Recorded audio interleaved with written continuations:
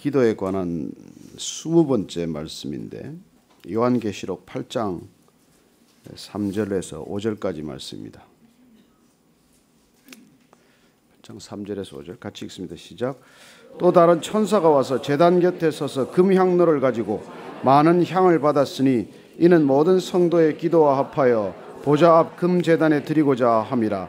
향연이 성도의 기도와 함께 천사의 손으로부터 하나님 앞으로 올라가는지라. 천사가 향로를 가지고 제단에 불을 담아다가 땅에 쏟음에 우레와 음성과 번개와 지진이 나더라. 아멘.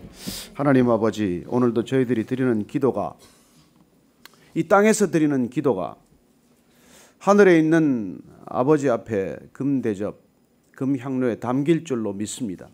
그리고 아버지께 반드시 그 기도가 응답될 줄로 믿고 감사합니다. 예수님 이름으로 기도합니다. 아멘. 하나님께서 이 땅에 인간을 왜 지으셨겠습니까? 하나님께서 인간을 지으신 목적은 단 하나입니다. 모든 피조 세계를 다 창조하시고 나서 그리고 마지막으로 인간을 지으신 목적은 하늘과 땅을 연결하는 일입니다.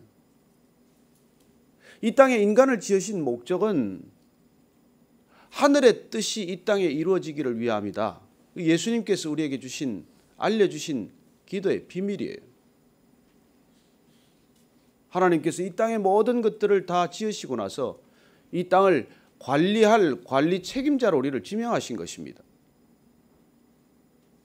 그렇습니다. 이 땅을 우리가 관리할 책임자로 부름을 받았기 때문에 땅에 충만하라, 땅을 다스리라고 말씀하십니다. 그리고 이 땅의 것들을 다스릴 책임이 우리에게 주어진 것이죠. 우리 것입니까? 어느 것도 우리 것은 없습니다. 이 땅에 그 어떤 것도 인간의 것은 없습니다. 다만 우리에게 청지기로 관리인으로 맡겨두신 것입니다. 죄란 무엇입니까? 이걸 내 것으로 인식하는 것입니다. 누가 그걸 속삭입니까? 사탄이에요. 그래서 이 땅의 죄인들은 내 것을 추구합니다. 아니 어쩜 내 것밖에 모르죠. 말려든 것입니다. 인질이 된 것입니다. 사실은. 그리고 우리는 하나님께서 우리를 관리자로 그리고 동역자로 부르셨는데 악한 영적 존재에 말려 들어가면 우리는 그들에게 하수인으로 전락하게 됩니다. 이 땅에서 하나님께서 그 안타까운 일이 일어났을 때 바로 에덴에서부터 구원 계획을 발동하신 것이죠. 그래서 인질 구출 작전의 프로젝트명이 바로 구원이에요. 구원 프로젝트입니다. 하나님께서 이 땅을 맡겨두셔서 이 땅의 선하신 목적 그대로 하늘의 뜻이 이 땅 가운데 이루어지도록 한 이 땅이 인간의 것으로 전락해가는 과정이 타락이고 그 타락을 회복하는 과정이 구원입니다. 성경은 그에 관한 얘기예요. 그런데 우리가 내 것을 구하는 데 몰두해서 무슨 유익이 있겠습니까? 어떻게 하나님의 나라가 이루어지겠습니까? 어떻게 하나님의 뜻이 이 땅에 이루어지겠습니까?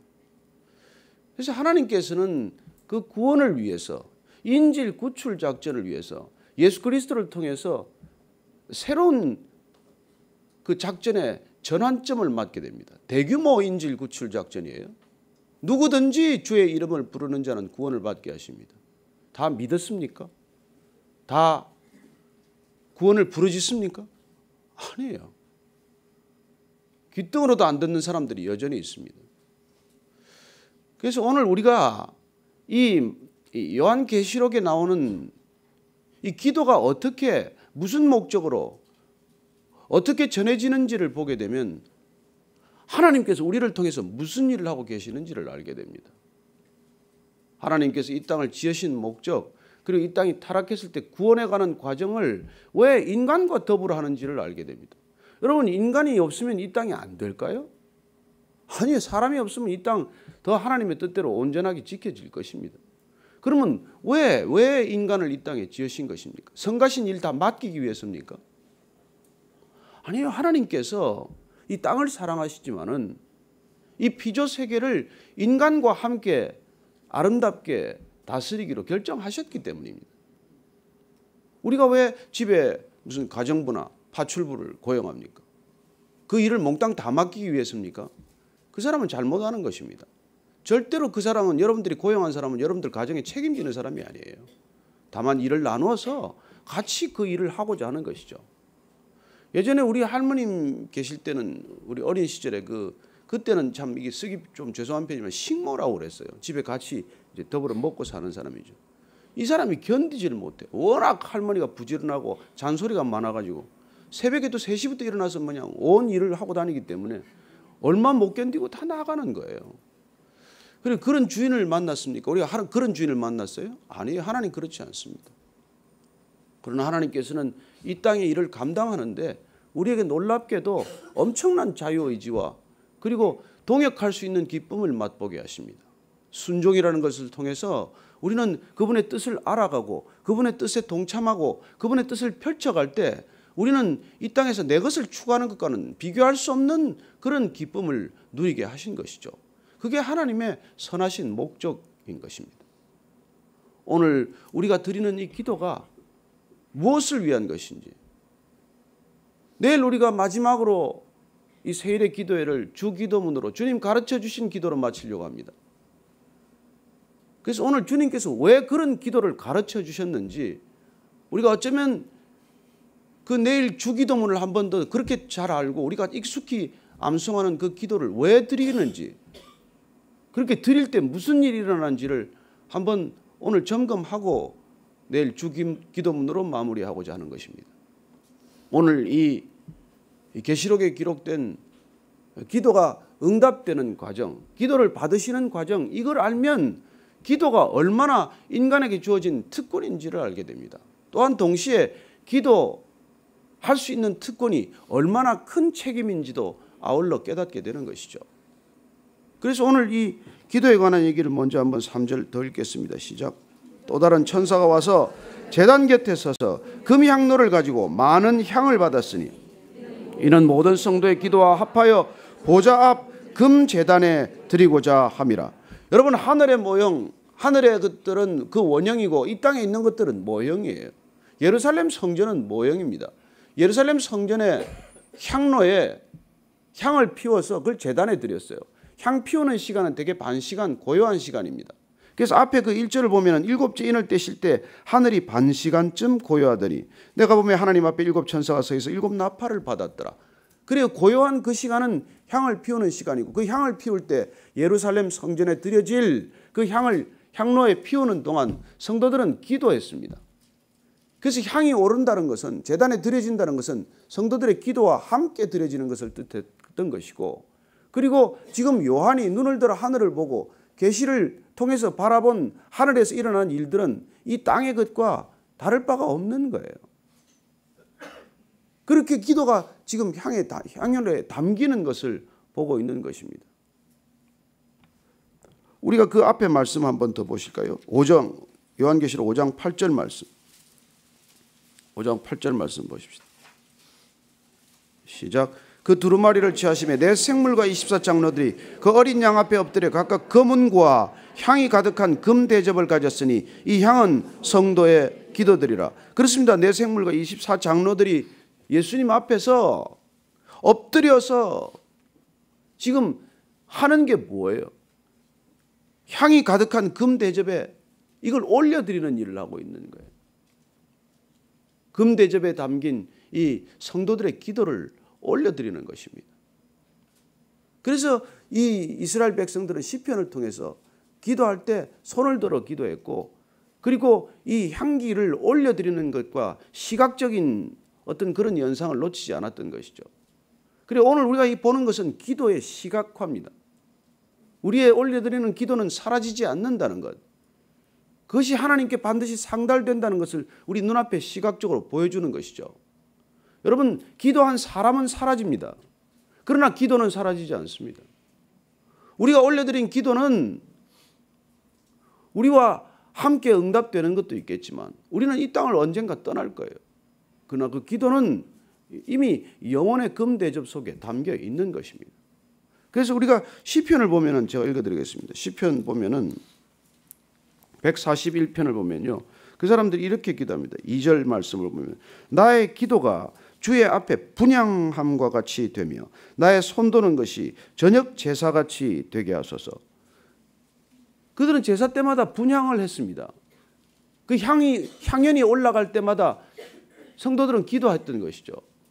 그래서 저와 여러분들의 이 아침의 기도, 저녁의 기도는 하나님께 올라가는 향기와도 같은 것입니다. 우리가 아침마다 번제단을 쌓는 것이고 이 번제단에는 반드시 향이 들어가야 되는 것이고 그 향로에 기도가 담겨야 하는 것입니다. 그래서 그 가득한 금 대접들이 성도들의 기도이고 그 기도를 지금 어린 양 예수께 올려드리는 것을 보게 되는 것이죠. 이게 사도 요한이 본 기도의 모습들이에요. 우리가 입으로 이 뱉은 기도, 심지어는 우리가 생각으로 하는 기도, 우리가 부르짖지 않은 기도, 엎드려 드리는 기도, 무릎 꿇고 하는 기도, 손을 들고 하는 기도, 통곡하는 기도, 부르짖는 기도, 기도가 어떤 기도이건 그 기도가 전심의 기도, 믿음의 기도라면 이 금대접에 담긴다는 것을 보여주고 계신 것이죠. 저와 여러분들이 기도할 때 이 기도가 사라지지 않고 마치 허공에다가 그냥 던져버리는 것, 그런 헛된 소리가 아니라 이 기도의 소리는 놀랍게도 기도의 음성은 하나님 귀에 들리기 전에 먼저 이렇게 천사들을 통해서 금대접에 담긴다고 말씀하고 계신 것이죠. 저는 여러분들이 이 기도가 반드시 상달된다는 것을 믿고 기도할 수 있게 되기를 바랍니다. 오늘 놀랍게 우리가 오늘 이 모습을 보면 우리가 기도의 특권이 얼마나 큰 특권인지 또 동시에 그 기도는 얼마나 큰 책임인지를 알게 되는 것이죠. 그래서 이 기도는 그러면 언제 어떻게 응답됩니까? 앞에 계시록 6장 다시 한번 보겠습니다. 6장 9절에서 11절까지 한번 다시 읽겠습니다. 우리가 지난번에 계시록을 한번 쭉 봤습니다만은 계시록 6장 9절에서 11절까지 시작. 다섯째 인을 떼실 때 내가 보니 하나님의 말씀과 그들이 가진 증거로 말미암아 죽임을 당한 영혼들이 제단 아래에서 큰 소리로 불러 이르되 거룩하고 참되신 대주제여 땅에 거하는 자들을 심판하여 우리 피를 갚아주지 아니하시기를 어느 때까지 하시려 하나이까 하니 각각 그들에게 흰 두루마기를 주시며 이르시되 아직 잠시 동안 쉬되 그들의 동무 종들과 형제들도 자기처럼 죽임을 당하여 그 수가 차기까지 하라 하시더라. 그리고 하나님의 기도 응답은 때가 있다는 것입니다. 순교자들의 기도 응답은 반드시 응답의 때가 있다는 것입니다. 순교자들이 부르짖습니다. 우리의 목숨을 앗아간 이 정말 안타까운 것들은 언제 주님 응답하시려고 합니까? 기다려라. 내가 주는 두루마기를 입고 잠시 쉬어라. 기도가 차면 때가 되면 반드시 기도를 응답하리라고 약속하십니다. 예수님께서는 이 때에 관해서는 나도 모른다고 말씀하셨어요. 이 때와 권한은 오직 하나님 아버지께 속한 것이라고 알려주셨습니다. 우리는 우리의 때에 기도가 응답되지 않아 안타깝지요. 무슬림 땅에서 순교하는 저들의 피를 그냥 내버려 두십니까? 언제까지 저들의 피를 흘려야 합니까?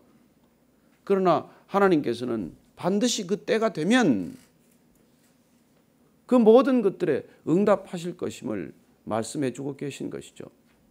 저는 우리가 기도하다가 낙심하지 않게 되기를 바랍니다. 우리는 선한 일을 하다가 낙심하지 않게 되기를 바랍니다. 갈라디아서를 보면 우리가 선한 일을 하되 낙심하지 말아야 될 이유는 때가 되면 반드시 이루고 때가 되면 반드시 열매를 맺기 때문이라고 알려주고 있습니다. 저와 여러분의 때가 아니더라도 낙심하지 마십시오. 우리가 이 땅에 올려드린 기도가 내 생애에 응답되지 않았다고 낙심하지 마십시오. 얼마나 많은 우리 믿음의 조상들의 믿음의 선배들의 기도가 지금 응답되었습니까? 130년에 드린 기도가 왜 지금에 응답되었냐고 묻지 마십시다. 아프가니스탄 선교사를 다녀온 분이 50년 전에 뿌린 기도의 씨앗이 지금 맺었다는 간증을 듣습니다. 이 땅에 드려진 수많은 기도들이 언젠가 반드시 응답된다는 것을 우리가 믿지 않는다면 우리는 기도의 자리에 오래 앉아있지 못합니다. 우리가 기도의 자리를 지킬 수 있는 까닭은 우리가 이렇게 허공을 메아리 치듯 드리는 기도가 아니라 이렇게 반드시 금 대접에 담겨서 금 향로를 가지고 천사들이 올려드릴 때 하나님께서 그 기도를 들으신다는 것, 받으신다는 것, 응답하신다는 것, 그것이 우리 기도의 자리의 이유죠.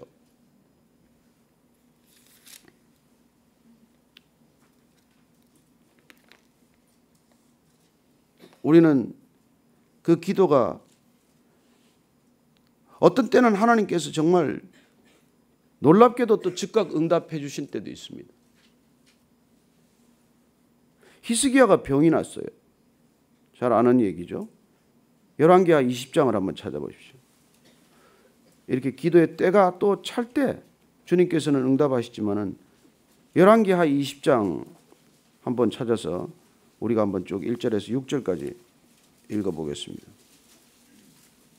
열왕기하 20장 1절에서 6절 찾으신 분 읽습니다. 시작. 그때 히스기야가 병들어 죽게 되매 아모스의 아들 선지자 이사야가 그에게 나와서 그에게 이르되 여호와의 말씀이 너는 짐을 정리하라 내가 죽고 살지 못하리라 하셨나이다. 히스기야가 낯을 벽으로 향하고 여호와께 기도하여 이르되 여호와여 구하오니 내가 진실과 전심으로 주 앞에 행하며 주께서 보시기에 선하게 행한 것을 기억하옵소서 하고 히스기야가 심히 통곡하더라. 이사야가 성읍 가운데까지도 이르기 전에 여호와의 말씀이 그에게 임하여 이르시되 너는 돌아가서 내 백성의 주권자 히스기야에게 이르기를 왕의 조상 다윗의 하나님 여호와의 말씀이 내가 내 기도를 들었고 내 눈물을 보았노라. 내가 너를 낫게 하리니 내가 3일 만에 여호와의 성전에 올라가겠고 내가 내 날에 15년을 더할 것이며 내가 너와 이 성을 아수르 왕의 손에서 구원하고 내가 나를 위하고 또 내 종 다윗을 위함으로 이 성을 보호하리라 하셨다 하라 하셨더라. 하나님께서 이미 데려가기로 결정하셨어요. 히스기야를 데려가기로 결정하셨습니다.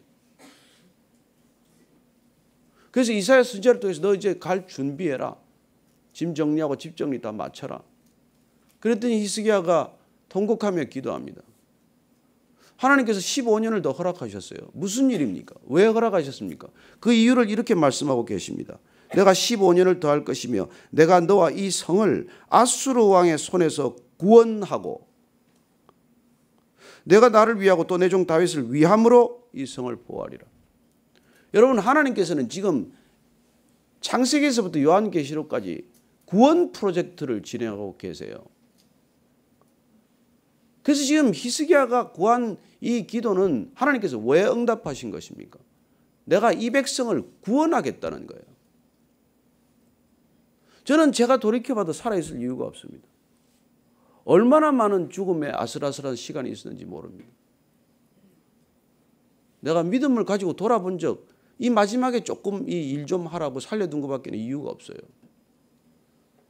저는 여러분들이 하나님께서 부르신 백성들에게 지금 이 시간을 허락하는 것, 이 환경을 허락하는 것, 이 지위를 허락하는 것, 이 재능을 허락하는 것이 다 구원의 프로젝트 때문이라는 것을 잊지 마시기 바랍니다. 하나님께서 땅에 보화를 감춰두셨어요. 그런데 아무도 주목하지 않았습니다. 한 사람이 그걸 알았어요. 어쩌면 지지리도 못난 사람일 것입니다. 모든 걸 다 팔아서 그 보화가 있는 땅을 샀어요. 왜 똑똑한 사람들이 안 샀을까요? 땅 팔 일이 없지요. 땅 위에 다 있는데 땅까지 뭘 파겠습니까? 여러분 하나님께서는 지질이 못난 사람을 쓰시는 이유가 있습니다. 왜 잘난 사람들 잘 안 쓰는지 아십니까? 안 구하기 때문이에요. 그리고 자기 전부를 팔아서 보화를 안 사기 때문입니다. 저는 여러분들이 온 순서대로 떠나지 않는다는 걸 기억하시기 바랍니다. 나이 많은 순서대로 안 갑니다. 하나님께서 부르셨을 때 하나님께서 어떤 목적으로 부르셨다는 것을 우리가 잊어버리면 그냥 계속 우리는 우리 것을 구하게 될 것입니다. 그러나 우리가 하나님을 믿는다는 것, 하나님께 기도한다는 것은 하나님께서 시작하신 이 구원의 프로젝트를 구원사의 맥락을 쫓아가는 데 부름받았다는 뜻입니다. 우리가 하는 일거수일투족, 우리가 하는 모든 말과 행동은 거기에 초점이 맞춰져야 한다는 것이죠. 그래서 저 사람 왜 저렇게 못난 사람 쓰십니까? 왜 저렇게 지지리도 못난 성격을 쓰고 계십니까? 우리는 그렇게 물어서는 안 됩니다. 저 사람은 무엇 때문에 어떤 일로 구원의 역사에 부름받아서 구원에 관련된 일을 하고 있는 것입니까? 그렇게 물어야 마땅한 것이죠. 내 것을 추구하는 사람은 구원에 관심 없어요. 여러분 이 땅이 지금 뭐 비선 실세 때문에 난리 아닙니까? 세상은 다 비선 실세가 있어요. 어느 정권에든 비선 실세 없는 정권은 없습니다. 저는 눈에 똑똑히 뜨고 다 봤어요. 다만 비선 실세가 드러났느냐 안 드러났느냐, 그리고 그들이 얼마나 사익을 취했느냐 안 했느냐, 그 차이, 규모의 차이예요. 그러나 여러분 기억하십시오. 하나님 나라에 비선 실세 없습니다. 저와 여러분이 기도의 자리에 앉는 순간 우리는 누구나 하나님께 드려지는 기도를 할 수 있는 사람들이에요. 어린아이의 기도건 늙은이의 기도건 유명한 사람의 기도건 무명한 사람의 기도건 하나님께서는 기도에 차별이 없으십니다. 저는 그런 기도에 차별 없다는 것을 우리가 믿고 담대히 구할 수 있게 되기를 바랍니다. 저 사람이 구하면 좀 나을래나? 저 사람을 통해서 구하면 좀 덕을 볼래나? 아니요. 주님께서 오셔서 누구나 차별 없이 기도를 받으시겠다고 구원의 새로운 국면 전환을 열어놓은 것입니다. 저와 여러분들이 담대히 구하기만 하면 저는 하나님께서 반드시 응답하실 것이라고 믿습니다. 여러분, 아브라함을 통해서 주님께서는 왜 의논하십니까? 소돔과 고모라를 멸망하는데 아브라함과 의논할 일이 뭐가 있습니까? 그냥 멸망시킨 데 무슨 문제가 있습니까? 그러나 하나님께서 동행하시기로 결정하셨기 때문에 그에게 알려주시고 의인 10명만 구해봐라. 그러면 내가 멸하지 않겠다 말씀하시는 분이십니다. 저는 그런 주님이 우리의 주님이라는 게 얼마나 크고 다행한 일인지 몰라요. 안 그랬으면 벌써 멸망이 끝났을 일이죠. 왜 지금 이 땅에 견디고 있습니까? 아직까지 우리의 기도가 살아있기 때문이요. 우리의 기도로 구원받을 사람들을 올려드리고 있기 때문이라는 것을 기억하시기 바랍니다. 아직도 하나님께서 구원의 역사가 끝나지 않은 것은 우리의 기도가 끝나지 않았기 때문이에요. 우리가 아직도 이 기도의 자리에서 누군가를 올려드리고 있고 누군가를 구원해야 한다는 절박함으로 부르짖고 있기 때문에 하나님께서 시간을 재고 계신 것이죠. 아마 우리의 구원을 위한 기도가 멈춘다면 그때가 곧 심판의 시간일 것입니다. 저는 이 자리에 앉아있는 우리 모두가 한 사람 한 사람 누군가 올려드린 기도 때문에 여기 와 있지 않습니까? 그들의 기도가 응답되어서 우리가 지금 이 자리에 기도의 자리에 있는 것 아닙니까? 우리가 뭐 잘나서 여기 있습니까? 그래요. 오늘 보면은 하나님께서 그런 놀라운 말씀을 해주고 계신 것이죠. 그래서 오늘 말씀 4절을 보면은 향연히 성도의 기도와 함께 천사의 손으로부터 하나님 앞으로 올라가는지라. 하나님 앞으로 올라가는 기도를 우리가 지금 보고 있는 것이죠. 5절 말씀 읽습니다. 시작. 천사가 향로를 가지고 제단에 불을 담아다가 땅에 쏟음에 우레와 음성과 번개와 지진이 나더라. 그리고 우리가 올려드린 기도가 드디어 하나님께서 응답하면 번개와 우레와 지진이라고 하는 하나님의 임재, 하나님의 현현, 하나님의 심판이 시작이 되는 것이죠. 우리의 기도는 하나님의 심판을 멈출 수도 앞당길 수도 있는 것입니다.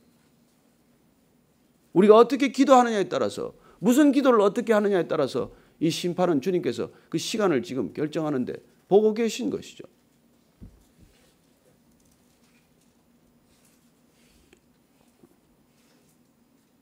그리하여 어떻게 보면 주님께서는 정말 우리에게 믿음 없음을 나무라시면서 이 믿음이 작은 까닭이라 진실로 너희에게 이르노니 만일 너희에게 믿음이 겨자씨 하늘만큼만 있어도 이 산을 명하여 여기서 저기로 옮겨지라면 옮겨질 것이요 또 너희가 못할 것이 없으리라. 저는 이 말을 읽을 때마다 믿기지 않았어요. 무슨 어떻게 우리가 주님보다 더 큰 일을 한다는 겁니까? 어떻게 이 산들을 명하면 저 바다로 빠진다는 말입니까? 그래서 우리는 우리의 믿음만큼 구하는 것이죠. 구하라 찾으라 두드리라 하지만 우리는 우리의 믿음만큼 구하고 찾고 두드리는 것입니다. 그러나 뭘 구하고 뭘 찾고 뭘 두드릴 때 담대해집니까? 내 것 구할 때는 사람이 쫄아들어요. 그러나 정말 이웃의 필요를 위해서 정말 구원을 위해서 정말 하나님의 뜻을 위해서 구할 때 하나님께서는 우리 눈앞에 있는 것들을 어떤 때는 때로는 쓸어버리듯이 없애버리실 것입니다. 저는 시편 우리 74편을 보면요. 73편을 보면 73편 17절 18절 19절 읽어드리겠습니다. 하나님의 성소에 들어갈 때에 그들의 종말을 내가 깨달았나이다. 주께서 참으로 그들을 미끄러운 곳에 두시며 파멸에 던지시니 그들이 어찌하여 그리 갑자기 황폐되었는가. 놀랄 정도로 그들은 전멸하였나이다. 우리는 이 땅을 부러워하면서 구하고 있을 때가 있습니다. 우리는 이 땅의 사람들을 우리가 부러워하면서 그들이 가진 것들을 구할 때가 있습니다. 그러나 그들은 어떻게 됩니까? 악한 사람들은 어떻게 됩니까? 우리가 그렇게 부러워했던 악한 사람들은 우리가 기도의 성소에 들어가 있을 때 그들의 끝이 어떠한가를 한눈에 보게 된다고 말씀해 주십니다. 기도란 끝을 보는 자리예요. 지금 눈앞에 펼쳐지지 않았지만 펼쳐진 것처럼 보는 그런 실상을 눈앞에 펼쳐 보이는 것이 기도의 자리 아닙니까? 와서 들어와 봤더니 그들의 종말을 깨닫게 되었다는 거예요. 우리가 그렇게 그들의 것을 구하고 그들과 같이 되고자 하고 그들을 뒤쫓아가고자 그렇게 몸부림치는 그들이 어떻게 되었는지를 그들이 깨닫게 되는데 참으로 그들을 미끄러운 곳에 두셔서 파멸에 던지시니 어찌하여 그리 갑자기 황폐되었는가. 놀랄 정도로 그들은 전멸하였다는 것입니다. 저는 이 땅에 안타까운 실정들이 펼쳐지고 있지만 물론 그들이 하나님께 직접 나오지 않았었죠. 그러나 그들이 나오지 않는 까닭은 무엇입니까? 우리에게 간절함이 없어서입니다. 우리가 전심으로 그들을 위해 하나님께서 구원에 시작하신 그 구원의 프로젝트를 따라 기도해야 할 터인데 우리가 이미 구원받고서도 우리가 우리의 것을 구하고 있고 구원받지 않은 사람들이 추구하는 것들을 구하고 있기 때문에 하나님께서 얼마나 통탄하시겠습니까? 저는 이 세일의 기도회를 통해서 왜 기도인가를 통해서 우리의 기도가 뿌리째 바뀌기를 원합니다. 하나님께서 우리의 기도에 응답하시지 않는 분이 아닙니다. 그러나 하나님께서 우리를 기도의 자리에 앉히신 까닭은 창세기부터 요한계시록까지 인류의 시작에서부터 끝까지 그분은 구원을 위해서 일하고 계십니다. 그분의 구원의 일에 동참하기만 하면 하나님께서는 내게 필요한 구원 프로젝트를 네가 수행하는 데 필요한 것들을 공급하는지 안 하는지 두고 보라고 말씀하셨습니다.